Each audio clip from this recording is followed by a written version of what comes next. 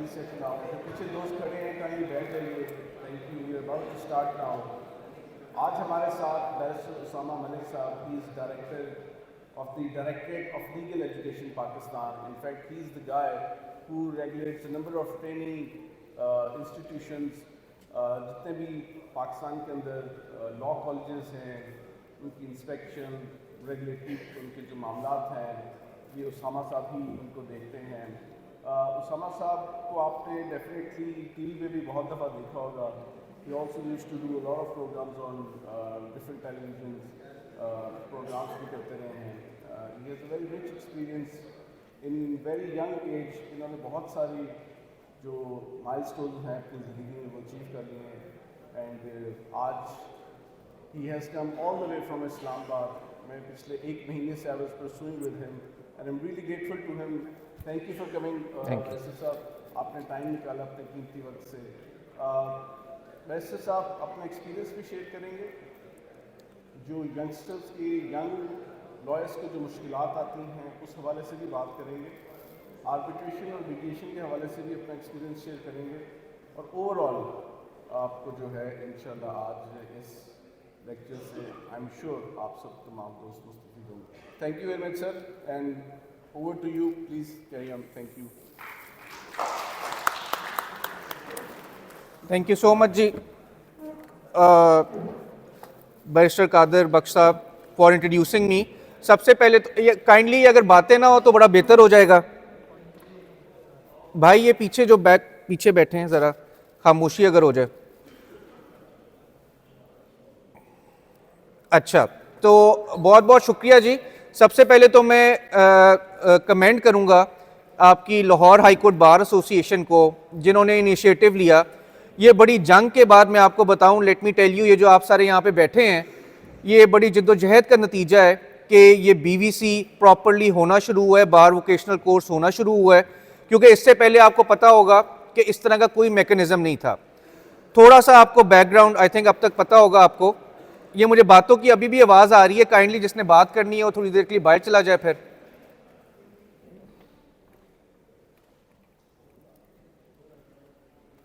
तो जी ये supreme court ने एक जजमेंट दी थी 2019 SCMR 389 ऑन लीगल एजुकेशन, और उन्होंने बहुत ज़्यादा उसमें डायरेक्शंस दी थी कि क्या बेहतरी, कैसे हम बेहतरी ला सकते हैं लीगल एजुकेशन में. और उसमें से एक डायरेक्शन थी इस बार वोकेशनल कोर्स का होना, क्योंकि देखा गया था कि जब आप जैसे लॉ ग्रेजुएट्स वकालत करने के लिए जाते थे फील्ड में, तो उस वक्त उनको बड़े मसाइल आते थे. उन्हें बेसिक कोर्ट एथिक्स का नहीं पता होता था, कैसे खड़े होना है, कहाँ खड़े होना है, डिफेंडेंट ने किस साइड पे खड़े होना है, प्लेंटिफ ने किस साइड पे खड़े होना है, और इस तरह के बेतहाशा मामला. तो उसके लिए सुप्रीम कोर्ट ने मैंडेटरी किया था अगस्त 2018 में. तो लगभग कोई 7 साल होने वाले हैं आप कि ये सुप्रीम कोर्ट ने डायरेक्शन दी थी, लेकिन अनफॉर्चुनेटली उस पर अमल दरामद नहीं हुआ था. फिर लकीली 2022 में हमारा ये डायरेक्टोरेट ऑफ लीगल एजुकेशन कायम हुआ सुप्रीम कोर्ट में under the emblem of Pakistan bar council, और मुझे मौका मिला कि मुझे इसके सरबराह होने का मौका मिला. और वहाँ से हमने जद्दोजहद का आगाज़ किया. आपकी पंजाब बार काउंसिल की इसमें बड़ी जद्दोजहद है. आई मस्ट कमेंड आपके जो बैरिस्टर अहमद कयूम साहब हैं, उन्होंने बड़ी दिलजोही से इस पर काम किया और ये बार वोकेशनल कोर्स फाइनली होना शुरू हुआ. तो ये पूरी पाकिस्तान बार काउंसिल के जो मेंबरान हैं, पंजाब बार काउंसिल और Lahore high court bar association, इन सब की मुश्तरका काविशों से हुआ है. और हमने देखा उसके बाद कि मैंडेटरी होने के बावजूद सुप्रीम कोर्ट ने कहा था कि किसी को लाइसेंस नहीं मिलेगा, उसके बावजूद भी आपके लाइसेंस दिए जा रहे थे. तो फिर हमने क्या किया, हमने सुप्रीम कोर्ट से एक ऑर्डर लिया कि किसी भी लॉ ग्रेजुएट को लाइसेंस तब तक नहीं मिलेगा जब तक वो अपना बार वोकेशनल कोर्स कंप्लीट नहीं कर लेता. और ये बड़े लोगों ने इतराज़ भी किया इस पर, लेकिन ये सब कुछ आपके फ़ायदे के लिए हो रहा है ताकि आपको पता हो. मुझे बड़ी खुशी हुई है देख के कि हमारी ख़वातीन वकला जो हैं वो इतनी बड़ी तादाद में यहाँ पे मौजूद हैं और उन्होंने ड्रेस कोड भी फॉलो किया है. तो सबसे पहले तो उनके लिए तालियाँ होनी चाहिए जी.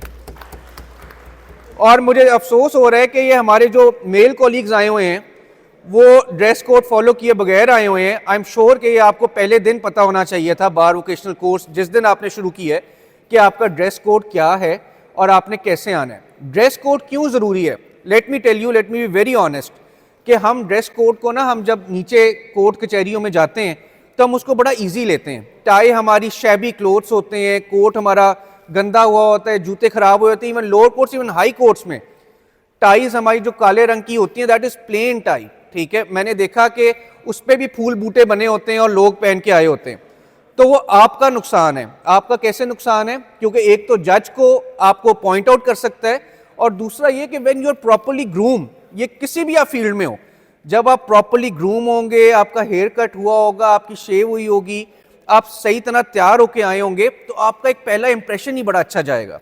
I think that is very important. और वो आपको आधी रिलीफ जो है ना, लॉ सीखना, लॉ जानना, वो आपको पूरे बार वोकेशनल कोर्स में पढ़ाया गया। आपने 5 साल लॉ की है, कुछ ने 3 साल की है एक्सटर्नल प्रोग्राम, उसमें आपने कानून बहुत सीख लिया, लेकिन उस कानून को अदालत में कैसे आपने पोर्ट्रे करना है, कैसे आपने देना है आगे, वो बड़ा ज़रूरी है। तो आई थिंक उसके लिए जो है ये ड्रेस सेंस बड़ी इंपॉर्टेंट है, और उस पर आपने ख़ास ध्यान देना है। ये मैं आपकी ये आज आपको मैं अपने एक्सपीरियंस से, मैंने अपनी वकालत का आगाज़ किया, मुझे शुरू में अच्छे उस्ताद मिल गए एतजाज़ एहसन साहब के साथ, तो मुझे शुरू में ही पता चल गया कि जी इन चीज़ों की क्या वैल्यू होती है।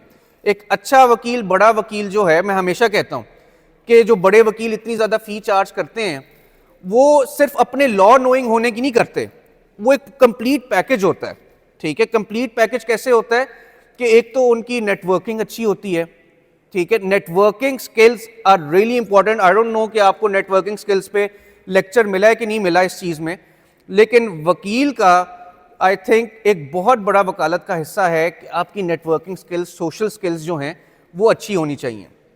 उसके अलावा उनका जो आप देखें, कभी भी आप किसी अच्छे वकील को देखेंगे, वो आप देखेंगे कि उसका जो कोर्ट अटायर है वो इतना अच्छा है कि जज का उसे खुद ही रिलीफ देने का दिल करेगा। जज कौन है? वो भी वकील ही आपकी तरह ही है। जो सिविल जज बनते हैं वो 2 साल प्रैक्टिस करके इम्तिहान दे के आ जाते हैं, लेकिन जो हाई कोर्ट की एलिवेशन होती है वो कई साल वकालत के बाद डायरेक्ट हाई कोर्ट एलिवेट होते हैं।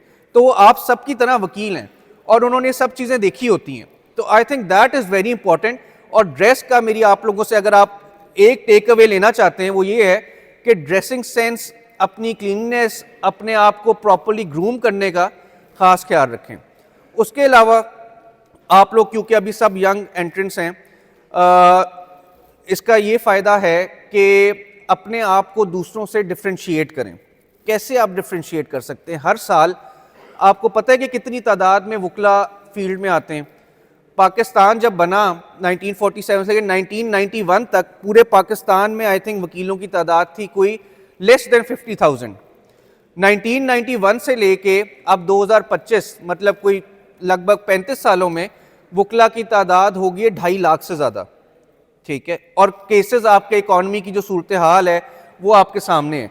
तो कैसे आप इस फील्ड में अपना नाम बना सकते हैं वो बड़ा इंपॉर्टेंट है। और वो कैसे कर सकते हैं आप कि अपनी राइटिंग स्किल्स को इम्प्रूव करें, आर्टिकल्स लिखें। Article writing is very important. मैंने जब वकालत का आगाज़ किया तो मुझे शुरू से शौक था थोड़ा सा लिखने का, तो I use to write articles for different newspapers, journals. वो क्या होता था कि वो आर्टिकल जाते थे, तमाम सारे लोग अखबार पढ़ते हैं इंग्लिश के, ठीक है, इवन उर्दू के आप लिख लें, बेशक नॉट नेसेसरीली इंग्लिश, उर्दू के लिख लें, और वो जजेस भी पढ़ते हैं। तो जब वो देखेंगे नीचे आपका छोटा सा आर्टिकल के एंड पे ना इंट्रो दिया होता है कि the writer is a lawyer, the writer ये है वो है, तो वो जब पढ़ते हैं और जब आपको कल को आप उनके सामने पेश होंगे तो at least they will know your name, और आपके क्लाइंट की फी इसी में हलाल हो जाएगी अगर जज को आपका नाम आता है, ठीक है। तो ये छोटी छोटी चीज़ें हैं जो कि हमने बड़ी जल्दी सीख ली, और ये आपके उस्ताद जो आपके मेंटोर्स हैं उनका इसमें बड़ा ज़्यादा रोल है। इसके अलावा आज मैं वैसे तैयारी तो करके आया था कि आप लोगों को कोई ADR का बताया जाए, लेकिन उस पर मैं बाद में आता हूँ। लेकिन एक तो ये कि हमने कुछ अपने इनिशिएटिव्स के बारे में मैं बताना चाहूँगा कि डायरेक्टोरेट ऑफ लीगल एजुकेशन जो कायम हुआ, ये भी सुप्रीम कोर्ट की जजमेंट के तहत कायम हुआ। उन्होंने कहा कि एक ऑटोनमस इदारा होना चाहिए जो कि स्टैंडर्ड और क्वालिटी को मेंटेन करे, इंश्योर करे ऑन लीगल एजुकेशन। तो जब ये कायम हुआ और जब मैं पहले दिन आके उस कुर्सी पे बैठा तो मैंने अपना सर पकड़ लिया कि यार यहाँ पे तो कोई कॉलेज जो है, छोटे गोस्ट कॉलेजेस चल रहे हैं जहाँ पे ना क्लासें होती हैं ना कुछ और होता है, बच्चों का कोई अटेंडेंस का कोई रुझान नहीं है, मतलब हालत बिगड़ी हुई थी।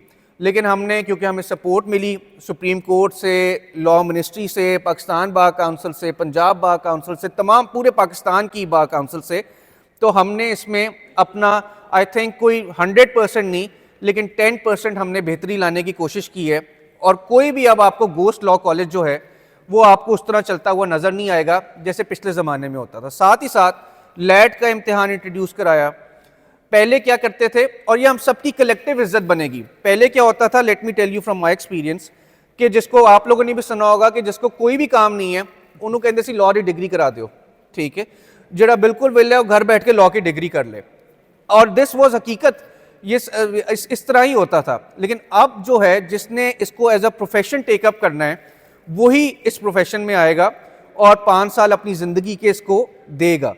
इसके अलावा इससे बड़ा फ़ायदा हुआ क्योंकि हम collectively as a legal community में हमेशा हर बार ये बात करता हूँ और इसमें हम सबका भी कसूर है, हमारे सीनियर्स का भी है, हमारा भी है, कि हमारी इज्जत जो है कम होती गई। और वो क्यों कम होती गई? अनफॉर्चुनेटली हमारी अपनी हरकतों की वजह से कम होती गई। पहले मुझे बताते हैं बुजुर्ग कि जब कोई वकील काला कोट पहन के किसी सरकारी दफ्तर जाता था तो उसकी वो जो SHO साहब या AC साहब हैं उसको खड़े होकर मिलते थे, क्यों गेलन साहब, और उसकी बड़ी एक नेक्स्ट लेवल इज्जत होती थी। लेकिन अनफॉर्चुनेटली वो with the passage of time वो हम कम करते गए, जिस पे हमारा अपना भी रोल है। लेकिन आई एम वेरी होपफुल कि जो जितनी हम जिद्दोजहद कर रहे हैं और मेहनत कर रहे हैं और आप लोगों को देख के कि इंशाल्लाह हमारा फ्यूचर ब्राइट है और हम आने वाले दिनों में बड़ा अच्छा अपना वकालत का जो प्रोफेशन है उसको दोबारा एक प्रोफेशन ऑफ लॉर्ड्स बनाएंगे इंशाल्लाह। इसके अलावा मैं आपको ये भी कहना चाहूँगा कि हमेशा आप सब ने अब लॉ करना है, लॉ कर लिया, वकालत में जाएंगे, ऑलवेज गो प्रिपेयर्ड। छोटी छोटी बातें होती हैं। हमारे हाई कोर्ट के बड़े सीनियर जज हैं जस्टिस जवाद हसन साहब, उन्होंने मुझे एक चीज़ सिखाई कि जब भी हाई कोर्ट लेवल पे या इवन लोअर कोर्ट लेवल पे भी प्रैक्टिस करते हैं तो हम जजमेंट्स देते हैं। जजमेंट्स हम एक एक या कभी किताबें दे रहे होते हैं या कभी एक एक वो फोटोकॉपियाँ कराई होती हैं हमने, वो दे रहे होते हैं। तो जब आप किसी भी केस में जाके उसमें पैसे आई थिंक 300 रुपए की ना वो बाइंडिंग हो जाती है, एक पेपर बुक बना के उसकी इंडेक्स करके कि ये जजमेंट इस पॉइंट पे उस केस से रेलिवेंट, और उसको हाईलाइट करके एक पेपर बुक फॉर्म में अगर देंगे तो यकीन माने ये ट्राइड एंड टेस्टेड नुस्खा है कि आपको उस केस में बड़ा ही मुश्किल होगा कि रिलीफ ना मिले। और ये आप लोअर कोर्ट लेवल पे भी करें और हाई कोर्ट लेवल पे भी करें। हाई कोर्ट लेवल पे तो ज़रूर करें। उससे क्या होगा कि जज को पता चलेगा कि इस जो काउंसिल मेरे सामने पेश हो रहा है इसने बड़ी ज़्यादा मेहनत की है और बड़ी ज़्यादा इसने दिलजोही से काम किया। उसके अलावा जब मैंने इत्ज़ार हसन के साथ काम किया, फिर बीबी आसमा जहांगीर के साथ अल्लाह में जन्नत नसीब करे, उनके साथ मैंने बड़ा क्लोजली काम किया और बड़ा कुछ उनसे सीखा। और मुझे इतनी तादाद में ख़वातीन बैठी हुई हैं, मुझे उनकी एक बात याद आ गई कि वो कहा करती थी कि 81-82 में 1981-82 में जब उन्होंने लॉ पढ़ा था तो उस वक्त it used to be a very male dominated profession law जो था।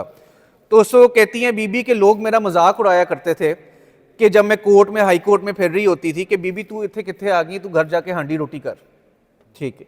और अब हम देखते हैं कि इतनी बड़ी तादाद में ख़वातीन आ रही हैं इस प्रोफेशन में and they are doing wonders. तो मुझे इस बात से हमेशा बड़ी खुशी होती है कि बीबी जो ख्वाब देखती थी अल्लाह मुझे जन्नत नसीब करे, वो उनका ख्वाब आहिस्ता आहिस्ता पूरा होता जा रहा है। तो आई थिंक ये सारी चीज़ें बड़ी इंपॉर्टेंट हैं। अपार्ट फ्रॉम ये आपकी लीगल स्किल्स, ये वाले जो असूल है ना, ये आप हमेशा याद रखें। उसके बाद एक चीज़ जो मुझे बीबी पास्ट अवे इन 2018, उस वक्त मेरी कोई इतनी ज़्यादा वकालत नहीं थी। उसके बाद मैंने अपना चेम्बर कायम किया, I join another firm as a partner. तो मुझे बड़ा होता था और मैं हमेशा यंगस्टर से ये सुनने को मिलता है कि जी केस हमें कैसे आएंगे, और केस ही नहीं हमें मिलते।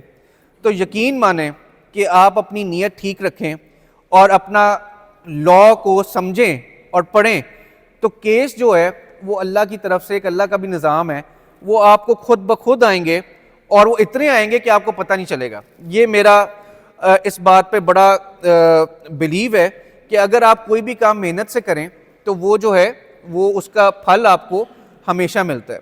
दूसरा ये कि हमने अपने directorate of legal education, Pakistan bar council, higher education commission के इश्तराक से मुझे अक्सर ये सवालात काफ़ी आते हैं। हम कोशिश कर रहे हैं कि जो लॉ का आपका करिकुलम है, जो सिलेबस है, वो अब काफ़ी आउटडेटेड हो गया है, that is very old now. तो उसको हम अपने एंड पे कोशिश कर रहे हैं कि उसको हम बेहतर कर सकें और उसको हम जो है ज़रा अपडेट करें, और लॉ की जो डिग्री 5 सालों की है उसको हम कोशिश कर रहे हैं कि कम करके 4 सालों की किया जाए, लेकिन इसमें अभी प्रोसेस में टाइम लगेगा। लेकिन हमारा यही माइंडसेट है कि 5 साल इज़ टू लॉन्ग, और इसको जो है 4 सालों पे होना चाहिए, और इस पे ज़्यादा आपकी प्रैक्टिकल स्किल्स पे जो है वो ध्यान देना चाहिए, ना कि आपको रट्टे लगाए जाए CRPC के और PPC के, जो कि आपने इन एनी केस फील्ड में आके आपके सामने किताब होनी है और आपने वहाँ से देख लेना है। तो ये चीज़ें जो हैं ये हम अपने एंड पे कर रहे हैं। इसके अलावा मैं थोड़ा सा बात, क्योंकि ADR जो है वो आजकल that is the talk of the town, और ADR क्या है? ADR किसी को पता है क्या? What is ADR? Alternate dispute resolution. एक बच्चा खड़ा होकर कोई बताए क्या होता है? जिसने भी बताने खड़े होकर बताए, बैठ के कोई नहीं बताया जाता। जवाब ने कह दिया appropriate हाँ हाँ जी। और ऑल्टरनेट डिस्प्यूट रेजोल्यूशन कितनी तरह की होती है? कितनी तरह की?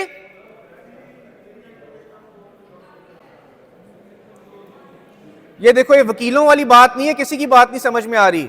अब आप वकील बन चुके हो ऑलमोस्ट, खड़े होके बताएं। जी भाई, क्या शर्मा क्यों रहे हैं? खड़े हो जाइए, हाँ, अपनी हाँ। बात तफसील से बताया, हाँ। सुकून से बताइए।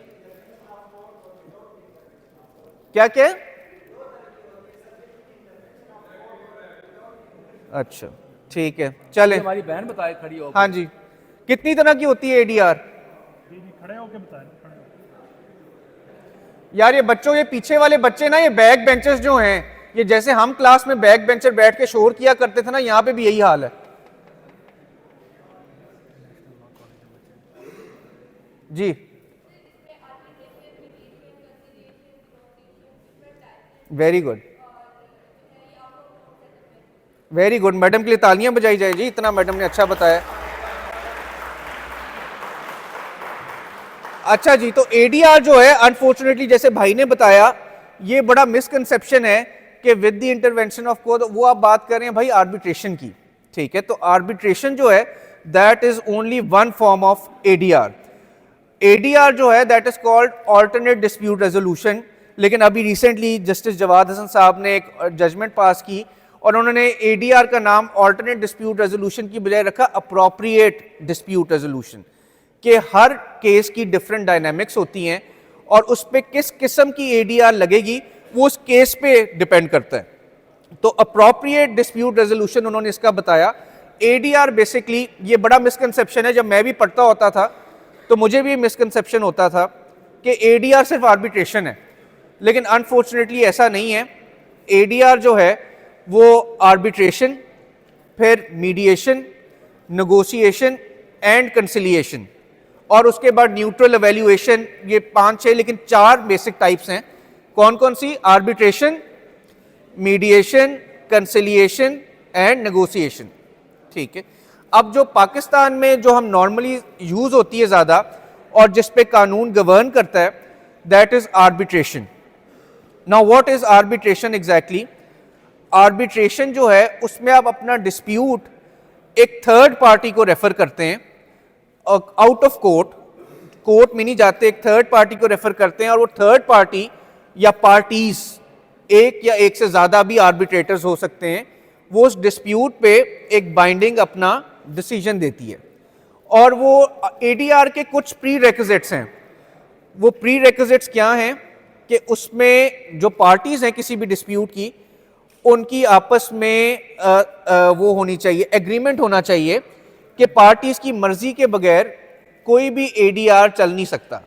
It is consensual. पार्टीज की कंसेंट किसी भी form of ADR, whether it is arbitration, mediation, conciliation, किसी भी फॉर्म की हो, उसमें पार्टीज की कंसेंट बहुत जरूरी है। सबसे पहले मैं आऊंगा आर्बिट्रेशन पे। आर्बिट्रेशन में कौन सा लॉ पाकिस्तान में गवर्न करता है, किसी को पता है? Arbitration act 1940। आप लोगों में से कितने लोगों ने ADR एज अ सब्जेक्ट पढ़ा है लॉ स्कूल में? बहुत कम, क्योंकि ये एक था अभी ऑप्शनल सब्जेक्ट। मेरी कोशिश है कि जो हम अपना करिकुलम रीवैम्प कर रहे हैं कि ADR को एक कंपलसरी सब्जेक्ट बनाया जाए, क्योंकि हमारे कोर्ट्स में इतना ओवरबर्डन है हमारी कोर्ट्स कि जिसकी कोई हद नहीं। और वकीलों का बड़ा ज़्यादा ये एक एहतजाज आता है कि जी अगर हम एडीआर में पार्टी चली गई तो हमारी जो रोजी रोटी है उस पर लात चली जाएगी और हमें जो है केसेस के पैसे ही नहीं मिलेंगे। लेकिन इसमें यह बात देखना बड़ी ज़रूरी है कि एडीआर में वकील जो हैं वो अपनी लिटिगेशन से ज़्यादा पैसे कमा सकते हैं और इसमें आप ज़्यादा जल्दी अपना केसेस तो आप एक बार फ़ी ले लेते हैं और आपके साल केसेस चलते हैं। अगर वही केस आपका जो 5 साल चलना है वो अगर 5 महीने में हल हो जाए उतनी फ़ीस के साथ तो वो बेहतर नहीं है और इससे कोर्ट्स का जो लोड है, वर्कलोड जो है वो भी कम होगा। इस वक्त आपकी कोर्ट्स ओवरबर्डन्ड है विद केसेस। सुप्रीम कोर्ट से लेके आपकी लोअर कोर्ट तक हर वकील और हर क्लाइंट का क्या एहतजाज होता है कि जी हमारे केसेस का फैसला नहीं हो रहा। तो इट इज़ दूसरा जो इसका एडवांटेज है वो ये है कि it is a speedy form of resolving disputes, कि जो कोर्ट्स में आपके साल लगने हैं, अगर if you go to ADR तो आपके वही केसेस जो हैं वो चंद महीनों में हल हो सकते हैं। अब आर्बिट्रेशन का जैसे मैंने बताया कि आर्बिट्रेशन एक्ट 1940 इसको गवर्न करता है, बट अनफॉर्चुनेटली आर्बिट्रेशन एक्ट जो है वो 1940 का पाकिस्तान बनने से पहले का वो एक्ट है और अब 2025 में हम बैठे हैं तो वो बहुत पुराना एक्ट हो गया है जिससे बहुत ज़्यादा मसाइल आते हैं। तो आर्बिट्रेशन में भी आपका काफ़ी ज़्यादा टाइम जो है वो सर्व हो जाता है। अब आर्बिट्रेशन के कुछ एसेंशियल जो फीचर्स हैं वो ये हैं कि इसमें एक रिटन एग्रीमेंट होना चाहिए।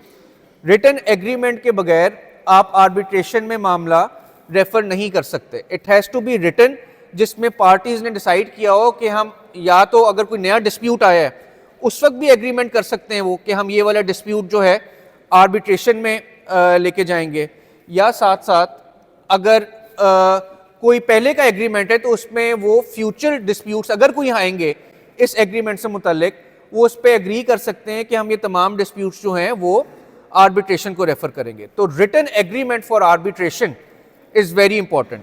उसके अलावा आर्बिट्रेशन में कितने आर्बिट्रेटर्स होंगे वो पार्टीज खुद भी डिसाइड कर सकती हैं, लेकिन आर्बिट्रेशन एक्ट के अंडर जो उन्होंने प्री रेक्विजिट्स दिए हुए हैं तो उन्होंने कहा है कि जो नॉर्मली अगर नहीं एग्रीमेंट में लिखा हुआ कि कितने आर्बिट्रेटर्स होंगे तो एक आर्बिट्रेटर, सोल आर्बिट्रेटर जो है वो उसमें दिया जाएगा।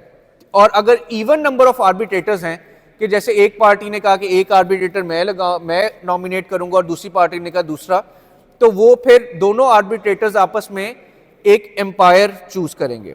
तो ये बड़ी चीज़ इंपॉर्टेंट है। उसके अलावा आर्बिट्रेशन जो है वो एक उसका इतनी इनफॉर्मल नहीं है, ठीक है।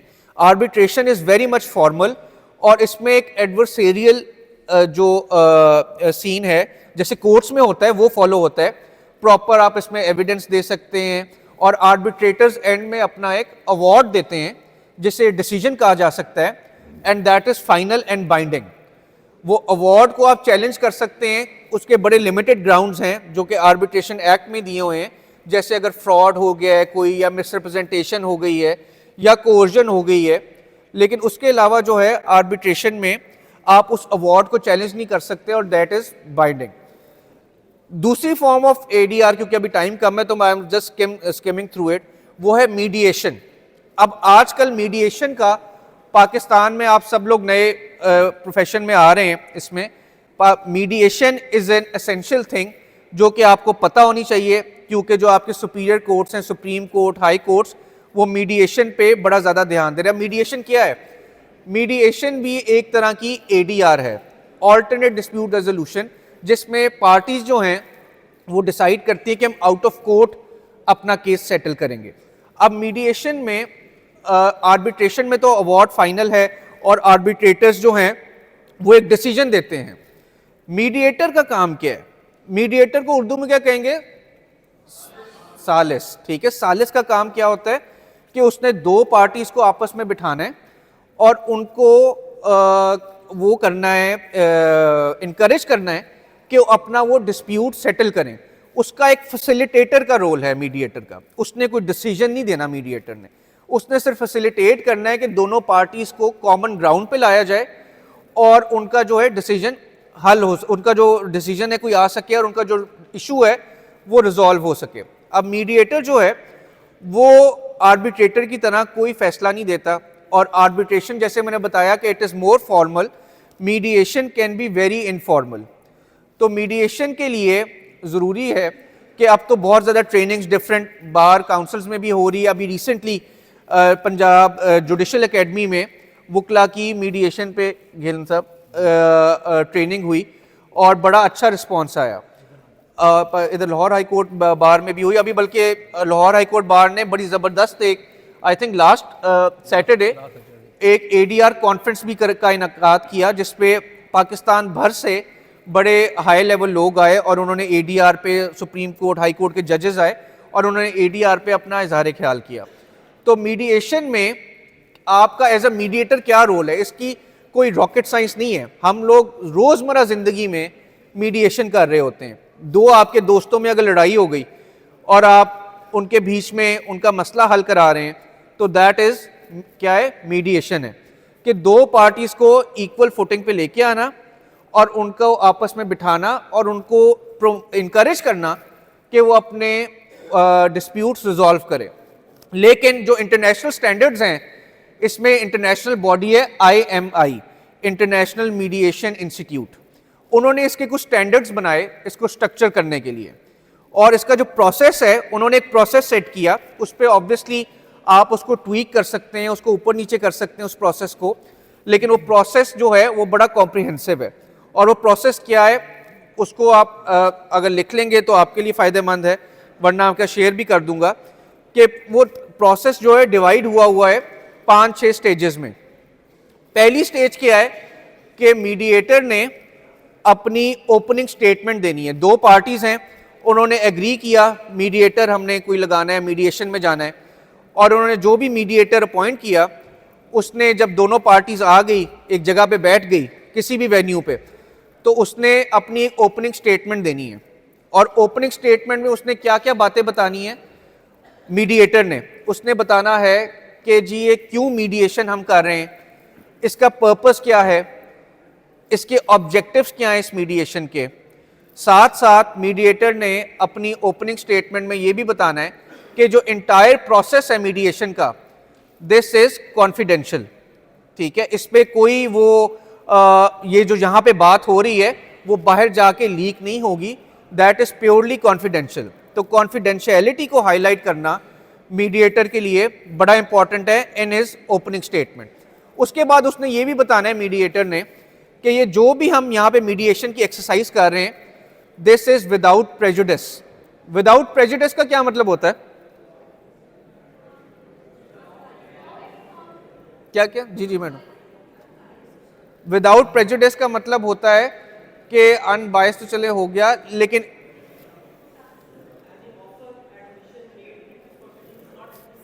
Very good very good. यार ये कौन बातें कर रहा है पीछे,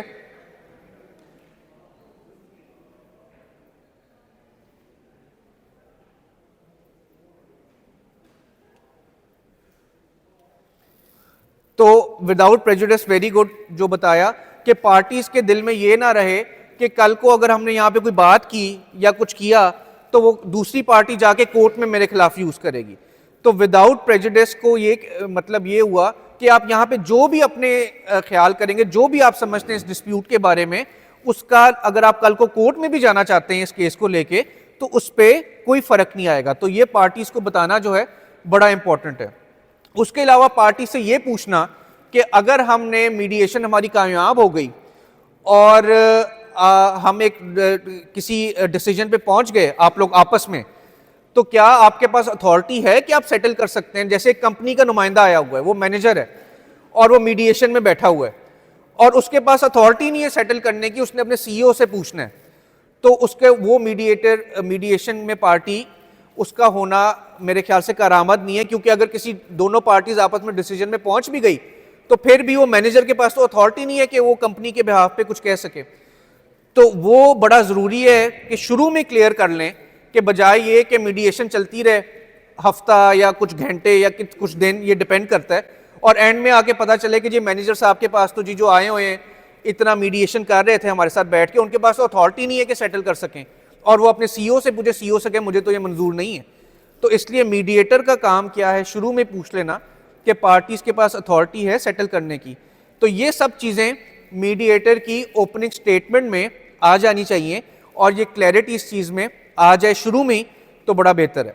उसके बाद मीडिएटर दोनों पार्टी से उनकी स्टेटमेंट लेगा कि पार्टी ए का क्या इशू है और पार्टी बी का क्या इशू है। लेट्स सपोज एक इंडिविजुअल है और एक कंपनी है और उन दोनों का आपस में कोई इशू है, तो वो पार्टी ए से पूछेगा कि आपको क्या मसला है और आप क्यों डिस्प्यूट है आप लोगों का और आप क्या समझते हैं इस डिस्प्यूट के बारे में।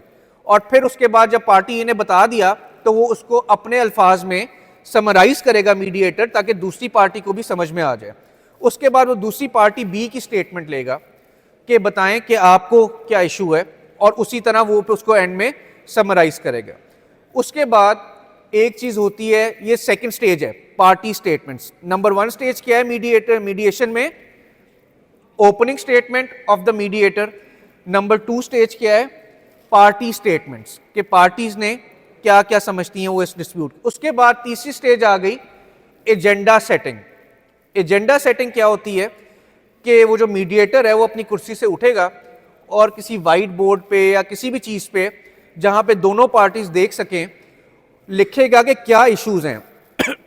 जैसे कोई इशू जैसे कोर्ट में फ्रेम होते हैं, तो उसी तरह एजेंडा सेटिंग में वो इश्यूज लिखेगा पार्टी से पूछ के कि लेट सपोज 2 बहन भाई हैं, उनका आपस में किसी जायदाद का तनाज़ा है, तो वो पहले दोनों से पूछेगा कि आपका क्या क्या तनाज़ा है। एक इशू लिखेगा, जैसे उनका आबाई घर था, तो बहन कहती है कि मुझे भी हिस्सा चाहिए। क्यों हिस्सा चाहिए? मुझे पैसों के लिए नहीं हिस्सा चाहिए, मुझे हिस्सा चाहिए, मैं वहाँ पे रहना चाहती हूँ, मेरी उस घर से बड़ी यादें जुड़ी हुई हैं और बड़ी मेरी मेमोरीज हैं उस घर के साथ, तो ये मेरा इशू है।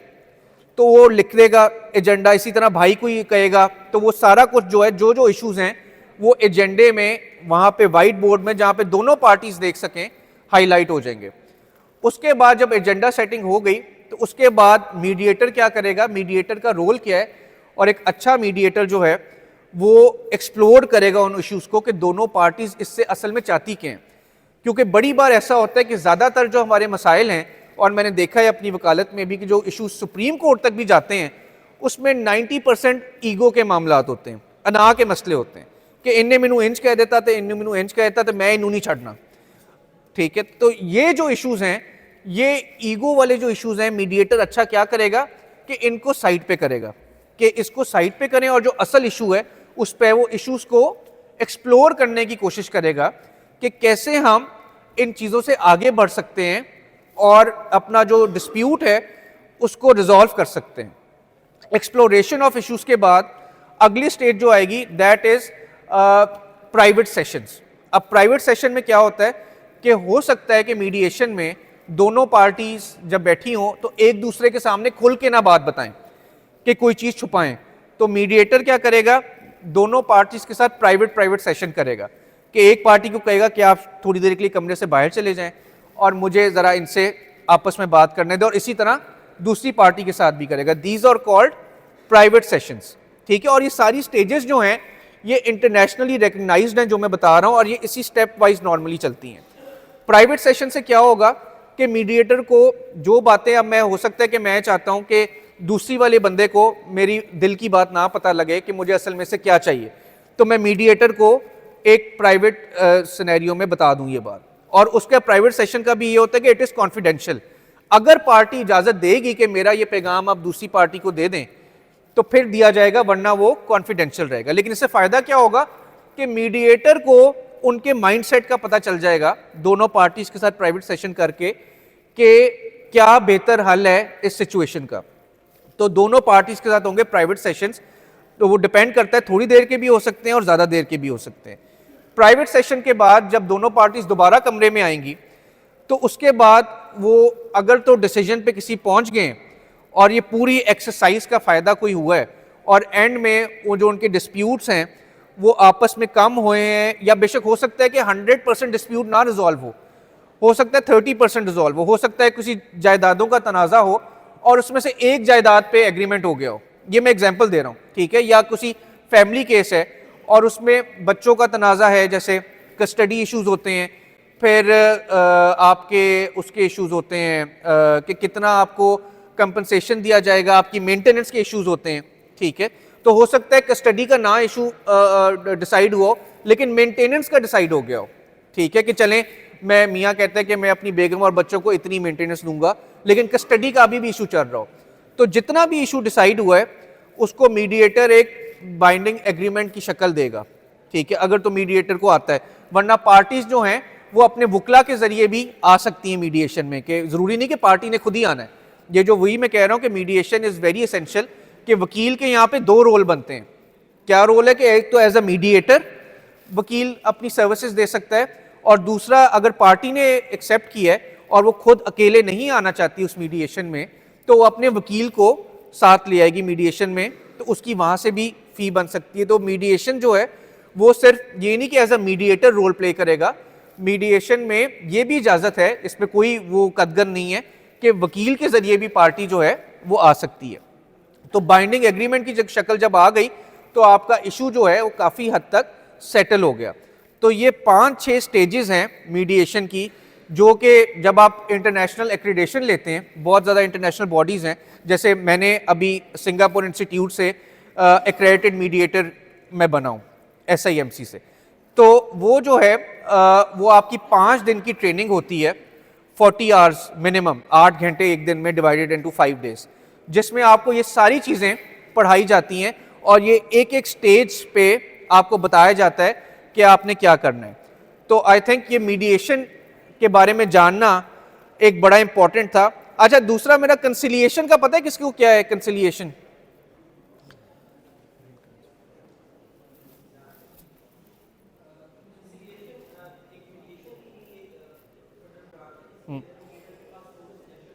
क्या होता है? हाँ, very good very good very good. Conciliation और मीडिएशन में बड़ी थिन लाइन है। कंसिलिएशन में कंसिलिएटर जो है उसका रोल मीडिएटर से एक स्टेप ज़्यादा होता है। मीडिएटर का क्या रोल मैंने बताया कि उसने सिर्फ पार्टीज को फैसिलिटेट करना है, उसने अपना नहीं डिसीजन थोपना या अपने नहीं मशवरे देने शुरू कर देने कि जी आप ऐसे कर लें या ऐसे कर लें। उसका रोल सिर्फ और सिर्फ फैसिलिटेटर का है। कंसिलिएटर क्या करता है कि कंसिलिएशन नॉर्मली जो होती है वो होती है टेक्निकल इश्यूज में, जिसमें जैसे इंजीनियरिंग डिस्प्यूट्स हैं या जिसमें आपकी कोई स्पेशल एक्सपर्टीज चाहिए, उन टेक्निकल इश्यूज पे कंसिलिएटर अपॉइंट होता है जो कि नॉर्मली उस फील्ड का एक्सपर्ट होगा।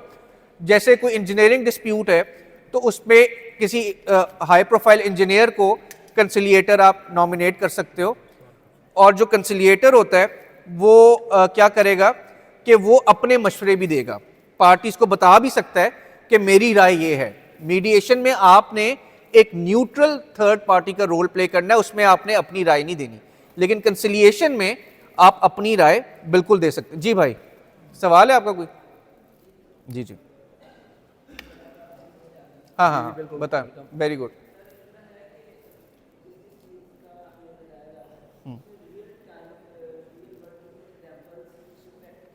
रियल वर्ल्ड की जैसे मैंने आपको बताई एग्जाम्पल के अभी तो क्या नाम है अपना, आपकी जो हाई कोर्ट्स हैं और इस्लामाबाद की हद तक तो जो आपकी लो कोर्ट्स हैं वो बहुत ज़्यादा आपके जो फैमिली केसेस हैं, जो कमर्शियल डिस्प्यूट्स हैं, वो हाई कोर्ट्स जो हैं अपनी जजमेंट्स के तहत जो है वो उसको रेफ़र कर रहे हैं टू मीडिएशन।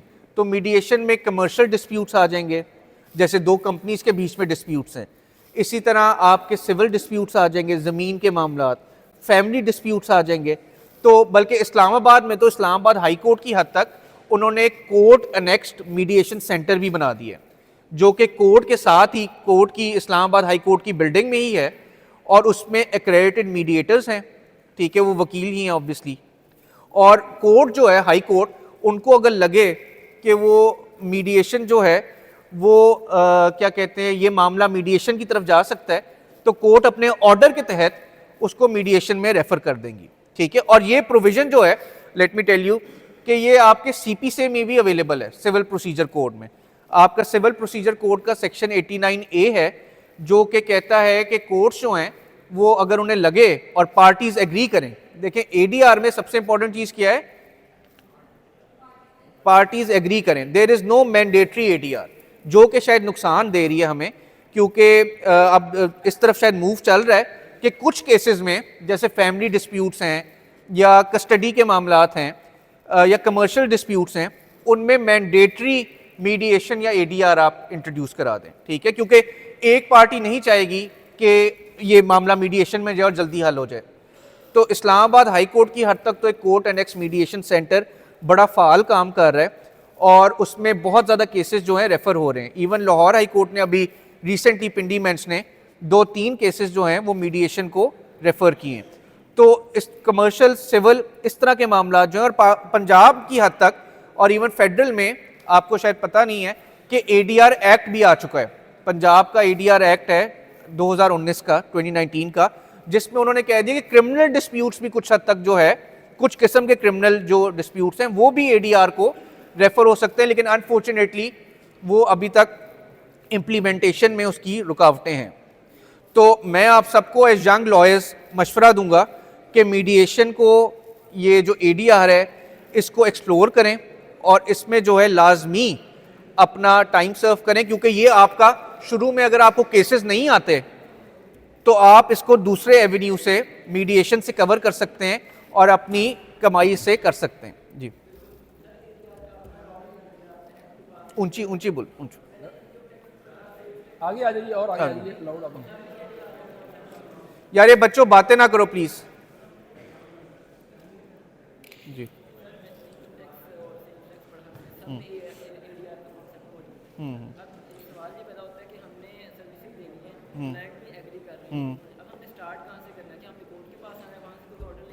नहीं नहीं नहीं नहीं नहीं, मीडिएशन के लिए आपको कोर्ट के ऑर्डर की क्या जरूरत है? वो तो अगर कोर्ट में एक पार्टी जा चुकी है और कोर्ट ने को लगा कि और ये मामला मीडिएशन में आसानी से हल हो सकता है तो कोर्ट फैसला करेगा, वरना अगर दोनों पार्टीज आपस में मानी हुई हैं, ठीक है, तो बस just go for an agreement और मीडिएशन को मामला रेफर हो जाएगा। उसके लिए तो आपको बिल्कुल कोर्ट में जाने की जरूरत नहीं है। हाँ बिल्कुल, उसको इन्फोर्स करने के लिए तो अगर एक पार्टी बैकआउट कर गई है, ठीक है, तो फिर तो आपको ऑब्वियसली कोर्ट में जाना ही पड़ेगा, ठीक है। लेकिन जब कम होता है कि वो एग्रीमेंट जब आपने लिख लिया, बाइंडिंग एग्रीमेंट हो गया, तो ऑब्वियसली उसकी इन्फोर्समेंट तो कोर्ट ही करेगा अगर एक पार्टी कहती है कि मैंने ये एग्रीमेंट फुलफिल नहीं करना। वरना नॉर्मली तो आपको वो एग्रीमेंट फुलफिल हो जाएगा जब आपने बैठ के आपस में मीडिएशन कर ली है। लेकिन अगर नहीं होता तो ऑब्वियसली इन्फोर्समेंट का मैकेनिज्म तो फिर मीडिएटर के पास नहीं है, वो तो कोर्ट में जाना पड़ेगा।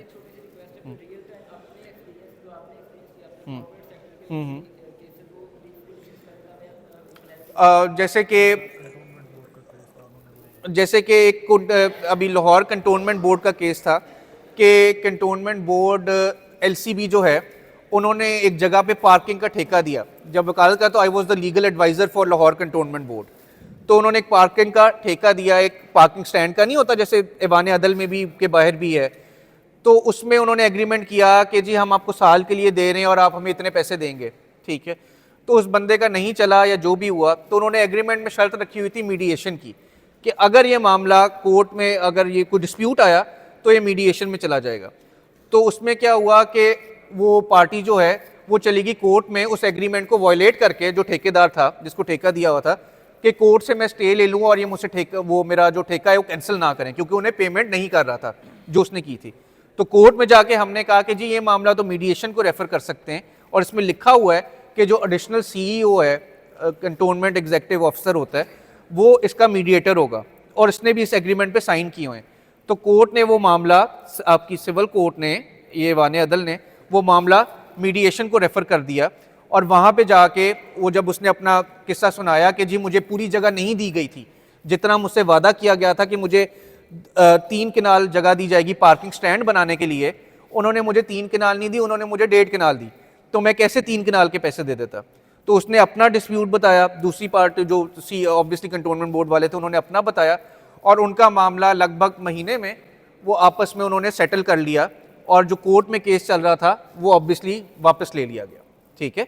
तो ये एक एग्जांपल है जो कि अभी, वरना बेतहाशा ऐसी एग्जांपल्स हैं जहाँ पे कोर्ट में बताया कि if you go to Islamabad और कराची में भी अब ये ड्राइव बड़ी ज़्यादा शुरू हो गई है, और ये बार्स जो हैं आपकी वो पूरी सपोर्टिव हैं इसकी। अभी कल, बल्कि आज कराची में इंटरनेशनल मीडिएटर्स आए हुए थे, उन्होंने 5 दिन की, जो मैंने कहा था इंटरनेशनल एक्रीडेशन, वो आज उसकी क्लोजिंग सेरेमनी है। और गेलन साहब, वो क्लोजिंग सेरेमनी हमारे बैरिस्टर सरफराज मेतलों हैं जो प्रेसिडेंट है सिंध हाई कोर्ट बार के।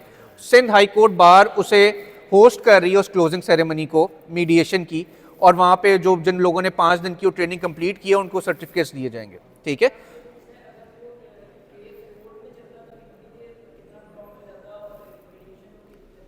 वो डिपेंड करता है, लेकिन मीडिएशन में आपका केस एक दिन में भी हल हो सकता है, there is no set time frame, detail आपको मिल जाएगी। देयर इज आपका नो जो सेट process टाइम है फ्रेम, एक दिन में भी हल हो सकता है और उसमें महीना भी लग सकता है, ठीक है। और कोई सवाल इस पर? जी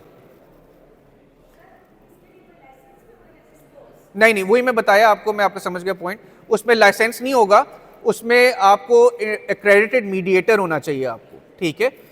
एक्रेडिटेड मीडिएटर जैसे मैंने बताया कि डिफरेंट इंस्टीट्यूट्स हैं इंटरनेशनल जो कि आपको एक्रेडिट करते हैं कि आप एज अ मीडिएटर क्वालिफाई करते हैं। जैसे मैंने अपनी एग्जांपल दी कि मैंने अभी वो 5 दिन का कोर्स होता है वो आपने कंप्लीट करना होता है और उसके बाद आप एक्रेडिट, तो वो आते रहते हैं, आप देखेंगे ऑनलाइन भी सर्च करेंगे एक्रेडिटेड मीडिएटर का कोर्स तो वो आ जाएगा। और वो आई थिंक आप सबको करना चाहिए, उसके इतने ज़्यादा कोई पैसे नहीं है, ठीक है, लेकिन वो आपके लिए फ़ायदेमंद है। और अगर आप एक्रेडिटेड मीडिएटर होंगे तो आपको कोर्ट्स भी केस रेफर कर सकते हैं और आप अपने तौर पे भी क्लाइंट्स को बड़ी अच्छी तरह गाइड कर सकते हैं उसमें। और सवाल? कोई सवाल नहीं है? अच्छा जी,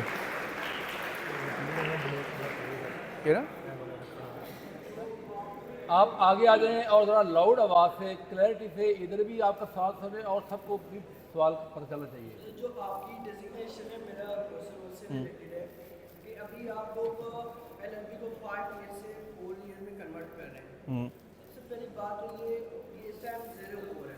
हाँ जब ये पूरे फाइनल लॉ की शक्ल इख्तियार करेंगे तब हम लॉ स्टूडेंट्स को या फ्रेश ग्रेजुएट को भी एक मौका दें कि हम अपनी इस पे ऑब्जर्वेशन अफसर बिल्कुल दें, बिल्कुल दें, बिल्कुल दें। दूसरी बात ये है कि हमारे जितने भी यहाँ पे रोज बैठे हैं सबको पता है कि हमारे जितने भी टीचर्स हैं लॉ के उनके लिए एक ही रिक्वायरमेंट है, या तो पीएचडी होल्डर हो या एलएलएम। एलएलएम किया हो। अब जिन्होंने एलएलएम फॉरेन करके आए, ठीक है, वो पाकिस्तान के किसी भी लॉ को नहीं जानते और ना ही उन्होंने प्रैक्टिस की होगी। वो आके हमें सीआरपीसी और सीपीसी और यूनिवर्सल जैसे सब्जेक्ट्स पढ़ाते हैं जो कि एक नया अफसोस की बात है और एक नया गलत है। हम यहाँ पे जितने भी आते हैं एज ए जूनियर बहुत ज़्यादा धक्के खा के फिर जाके हम किसी पोजीशन पे पहुँचते हैं। तो उसकी मेन रीज़न यही है कि हमारे टीचर्स जो हैं उनका प्रैक्टिस से कोई लेना नहीं है। ऐसे भी टीचर्स आए जिन्होंने हमें लेबर लॉ में ऐसे इंटरनेशनल ट्रीटीज और कन्वेंशन पढ़ाए जो कि अपडेट हो चुके हैं। मैं आपका सवाल समझ लूँ, अगला इससे अगला कोई सवाल है? हाँ। अच्छा एक मिनट पहले उसका तो सवाल एक और सवाल, मैं तीनों का जवाब, तीसरा सवाल पूछ लो। एक तो मेरे टीचरों के हवाले से, दूसरी बात ये कि हमारे जो सेमेस्टर वाइज कौन है? सेमेस्टर सिस्टम अच्छा उसमें हमारे जो सब्जेक्ट्स इतने लेंथी होते हैं उसमें हमारे कवर नहीं होते, कुछ भी कवर नहीं तो जानी यही तो कम कर रहे हैं। दूसरी बात ये कि अगर आप 4 ईयर करेंगे तो वो मजीद सब्जेक्ट्स कम हो जाएंगे। नहीं आप वही, आपका सवाल आ गया। आपका सवाल आ गया। अच्छा पहली आपने सवाल लिया कि जी अगर 4 सालों का कर रहे हैं तो इसमें हमने स्टेक होल्डर से पूरे पाकिस्तान की जो यूनिवर्सिटीज़ लॉ कराती हैं उनका हमने एक मीटिंग बुलाई अभी कोई एचईसी में, जिसको चेयर किया एचईसी के एग्जीक्यूटिव डायरेक्टर ने, उसमें मैं भी शामिल था, और पूरे पाकिस्तान की यूनिवर्सिटीज़ के वाइस चांसलर्स और डीन लॉ के आए और उन्होंने अपनी अपनी सजेशंस दी और सब ने इन 4 सालों वालों को इंडोर्स किया। उसके अलावा अगर आप कहते हैं स्टूडेंट्स की तरफ से तो I am all up for it. आपके जो भी सजेशन है मेरा नंबर आप ले लें, मैं फेसबुक पे भी हूँ, मैं लिंक्डइन पे भी हूँ, कोई भी आपको इशू है, वेबसाइट भी है हमारी डायरेक्टोरेट ऑफ लीगल एजुकेशन की वेबसाइट भी है जिधर आप कंप्लेन और सजेशन कर सकते हैं, ठीक है, तो वो आप करें। दूसरा सवाल का जवाब भी इसी में है कि जो आपने बताया कि अगर कोई टीचर क्वालिफाइड नहीं है प्रॉपरली और वो आपको पढ़ा रहा है तो उसकी भी आप कंप्लेन कर सकते हैं। हमारे पास रूल्स में पावर है कि अगर कोई रूल्स की वायलेशन कर रहा है और वो उस पोर्टफोलियो पे पूरा नहीं उतरता और वो पढ़ा रहा है तो वो जो है वो आप कंप्लेन कर सकते हैं और उस पर पूरा एक्शन लेंगे। तो इट इज़ www.dle.pakistanbarcouncil.org, ठीक है, या आप गूगल पे भी लिखेंगे डायरेक्टोरेट ऑफ लीगल एजुकेशन तो ये वेबसाइट आ जाएगी। तो उस पर आप अपनी सजेशन भी दे सकते हैं ये 4 साल के बारे में, और अगर कोई कंप्लेन है किसी भी इंस्टीट्यूट के बारे में, किसी भी टीचर के बारे में, जो कि जायज़ कंप्लेन हो। ये नहीं कि टीचर पढ़ा नहीं और टीचर मार्क नहीं दे रहा तो आप कंप्लेन कर दें, ऐसी भी मेरे पास रोज़ आती हैं, ठीक है। तो वो नहीं, कुछ जेन्युइन अगर ग्रीवियंस है तो वो आप बिल्कुल करें, हम उसको बिल्कुल देखेंगे इंशाल्लाह, ठीक है। तो थैंक यू सो मच जी, बहुत बहुत शुक्रिया।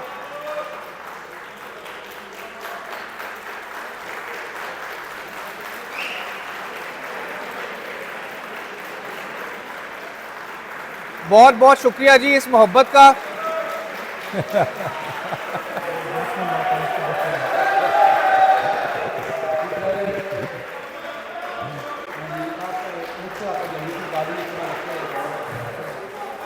सब प्रमोशन है, इसके बाद एक लेक्चर है, जिले का टाइम है हमारे पास बहुत खास है।